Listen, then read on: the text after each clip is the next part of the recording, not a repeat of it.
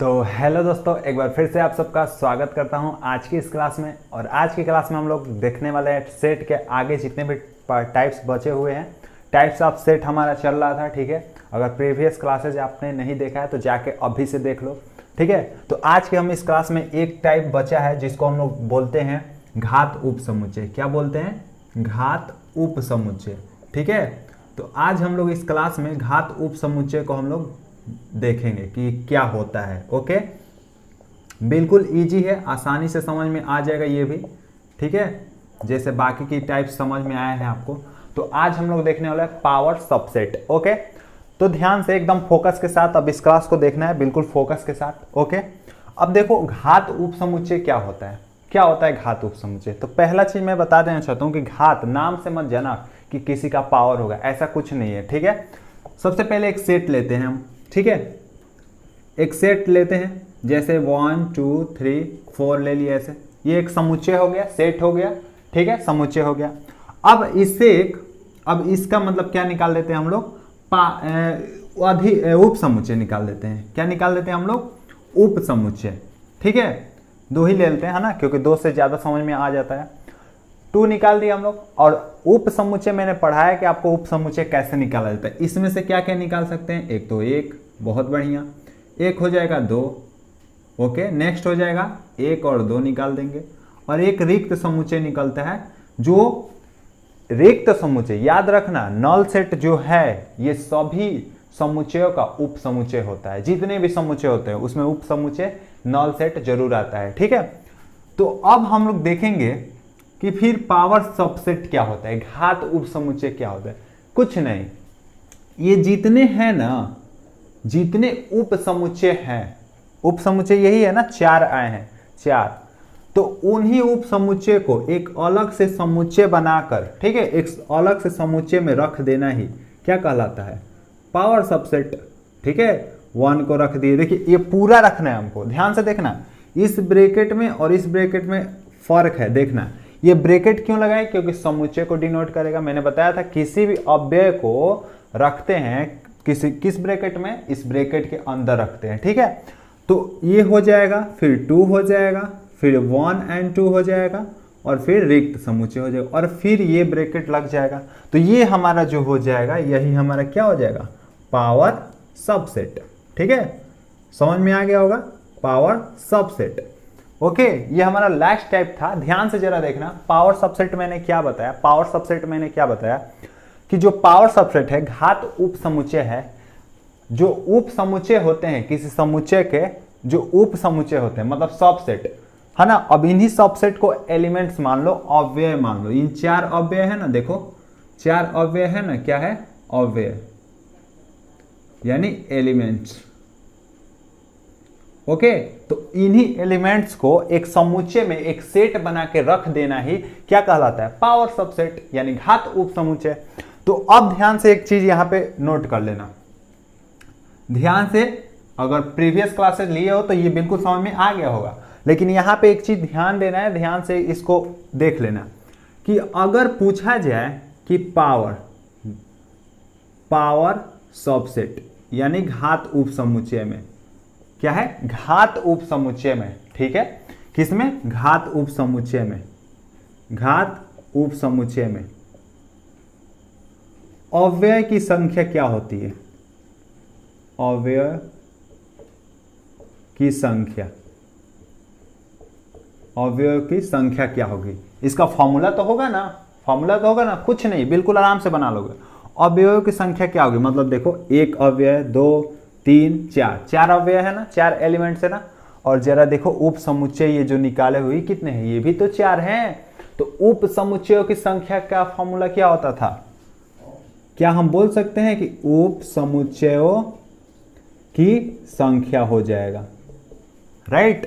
अवयवों की संख्या मतलब क्या? उप समुच्चयों की संख्या। और इसका फॉर्मूला मैंने बताया था, क्या होता है? 2 का पावर n, जहां n क्या है? n क्या है? अव्यय है, ठीक है।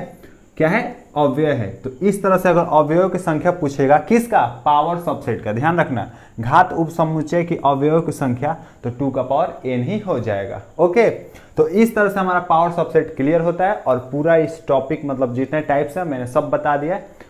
आगे की क्लास में हम लोग वेन डायग्राम देखेंगे। अब इस क्लास में हम लोग कुछ क्वेश्चन करेंगे, जितनी भी चीजें पढ़े हम लोग कुछ क्वेश्चंस लगाएंगे, ठीक है।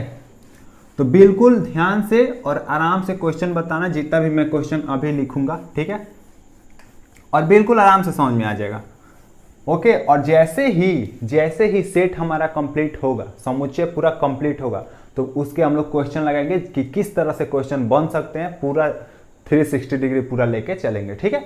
तो अब सबसे पहले आपका क्वेश्चन पहला, अब आपको बताते जाना है। पहला क्वेश्चन आपका क्या है कि आपकी कक्षा में उपस्थित छात्रों का समुच्चय, बताइए समुच्चय है या नहीं है, सिर्फ हाँ या ना में।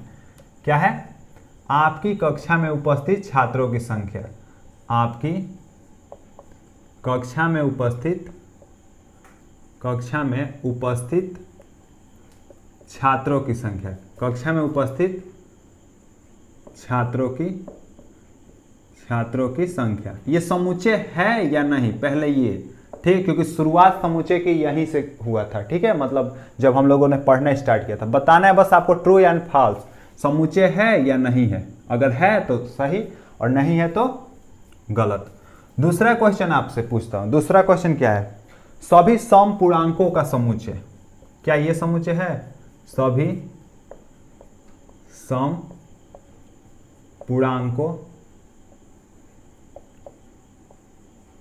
का समुच्चय, जल्दी से आपको बताते जाना है, ये समुच्चय है या नहीं है, ट्रू एंड फॉल्स। सही होगा तो सही का चिन्ह, गलत होगा तो गलत, ठीक है। थर्ड नंबर, एक मैंने समुच्चय लिखा 1 2 3 4, ठीक है, और इसमें आपको बताना है पहला उप समुच्चयों की संख्या, उप समुच्चयों की संख्या, समुच्चयों की संख्या बताना है आपको, है ना। दूसरा बताना है आपको इसी में कि पावर सबसेट यानी घात समुच्चय के अवयवों की संख्या। अगर इससे घात समुच्चय बनाया जाए तो घात समुच्चय में अवयवों की संख्या क्या होगी, ठीक है, ये बताना है आपको। नेक्स्ट इसी में बताना है आपको, इसी में आपको बता देना है कि, चलिए पहले इतना हम लोग कर लेते हैं, क्या कर लेते हैं, इतना हम लोग कर लेते हैं, जल्दी से इसका आंसर कीजिए जल्दी से। हाँ, एक चीज और हो गया इसमें, एक पॉइंट और, कि उचित उप समुच्चय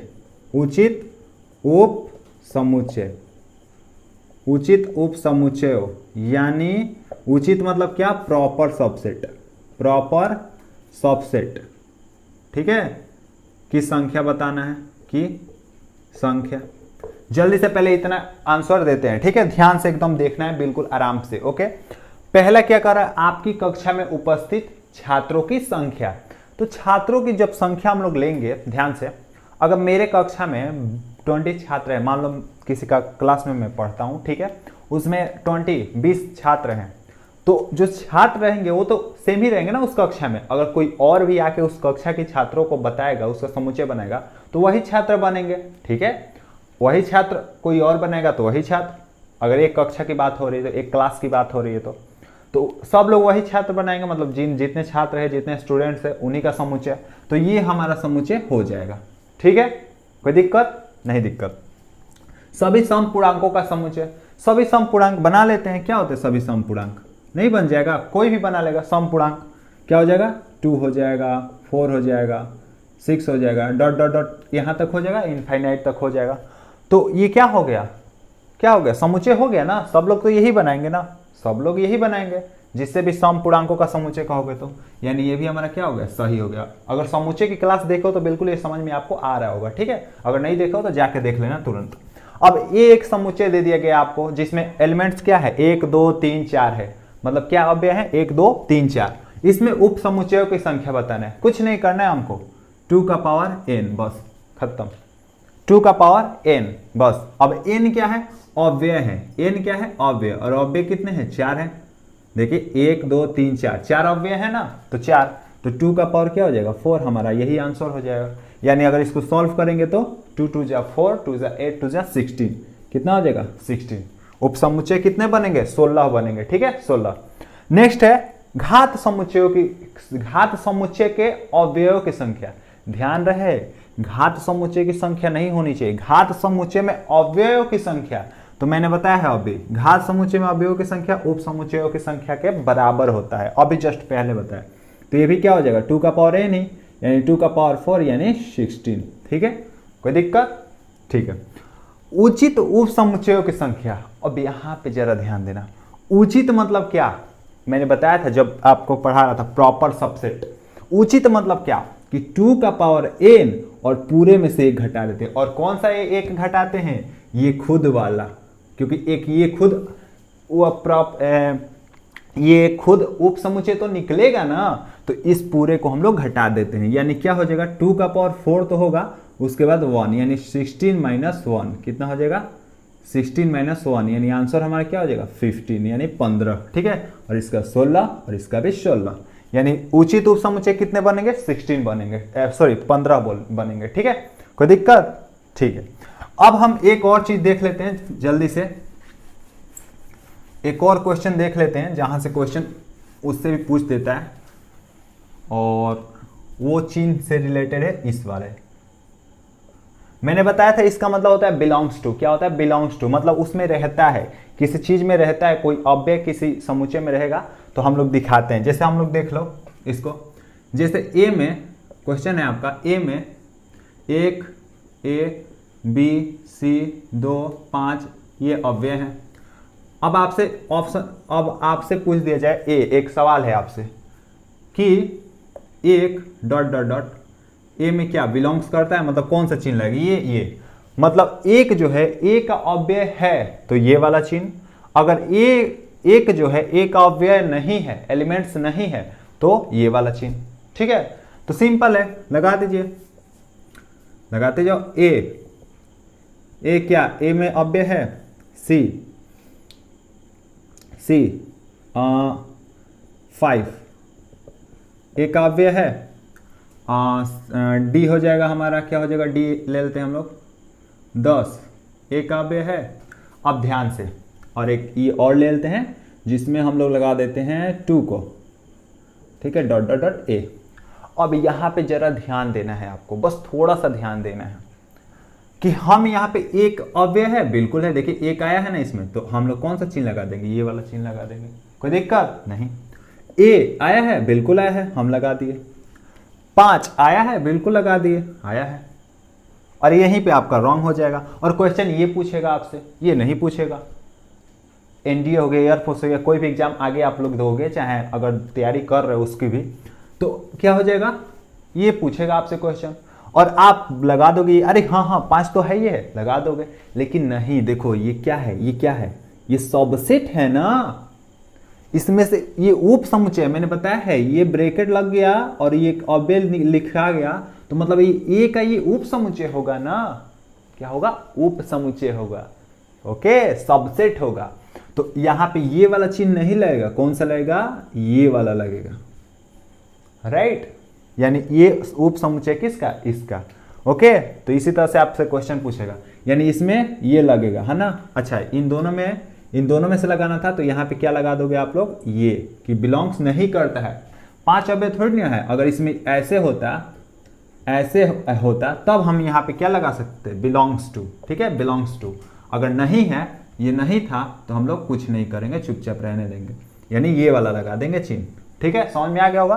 तो ये भी इसमें ये लग जाएगा, और 10 अव्यय है, देखो 10 इसमें आया है, 10 नहीं आया है, तो क्या हो जाएगा, ये वाला बिलोंग्स टू का लगा के और उसको काट दोगे तो बिलोंग्स नहीं करता है, ठीक है। तो इस तरह से हमारे कुछ क्वेश्चंस रहे, ओके, आई होप आपको समझ में आ गया होगा, ठीक है। एक और क्वेश्चन आप लोग बताना है जल्दी से, आपको एक और क्वेश्चन बताना है कि ये कौन सा सेट है, समुच्चय का कौन सा टाइप है, और ये कौन सा टाइप है, जल्दी से आपको बताना है ये कौन सा टाइप है और ये कौन सा टाइप है।